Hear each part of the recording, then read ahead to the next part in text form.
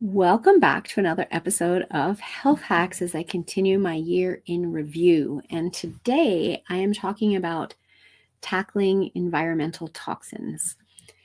It's an unfortunate reality in our world today that our environment is filled with invisible toxins that, can build up and disrupt our health, from exhaust fumes from cars getting on your skin as you're walking down the street to what's in our airways, what's in our waterways. We've got all sorts of chemicals in our waterways. We've got birth control medication. We've got all sorts of antibiotics that are just getting into our waterways. They get flushed down the toilet and then they're still in our drinking water. We've got heavy metals in our drinking water, like aluminum, and we've got other chemicals in our drinking water. And the thing is if we spend all of our time getting worried about all the toxins that are out there, that's scary and can put us in a place of fear, which we don't want because that tanks our immune system.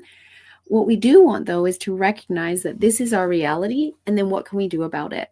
And so what we want to do is reduce our exposure wherever we can. So using water filters in the home, using clean products and sourcing all of your products, from your cleaning products to your personal care products, from clean providers, as well as avoiding plastic containers wherever possible.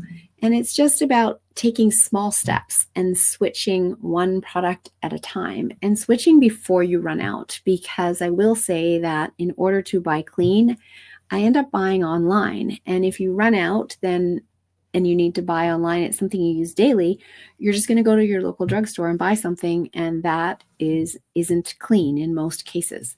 So on my website at yourguidedhealthjourney.com, I do have a resources tab, and underneath that I have my recommendations, and I will put that link in the show notes below, because those are the recommendations that I have for the clean products that I have sourced and that I use myself. And the other thing, of course, is what I talk about all the time: detoxing the physical body. And that just helps to give our liver a reboot and get it functioning properly again. And it is so important because we're not actually getting the nutrients from our nutrient depleted soil into our body that allow our liver to actually convert toxins to being water soluble so that we can excrete them. And then our liver, when it can't excrete them, it stores them in our fat closets to keep it out of our bloodstream. So that's why I do quarterly detoxes, because I know the toxins are always coming in, and I make sure I always keep getting them back out. And then I don't stress about it. It's a reality, and I just do what I can to lower my risk and make sure that anything that is getting in is also getting back out. So I have also created my detox program, my Health Kickstart and Detox program, as an online course, which you can find. It's a self-guided course. You can find that on my website as well under training. Go down to self-guided courses. Actually, I lie. It's not under training anymore. I pulled it out. It's under training, and it's the first thing there: Health Kickstart and Detox.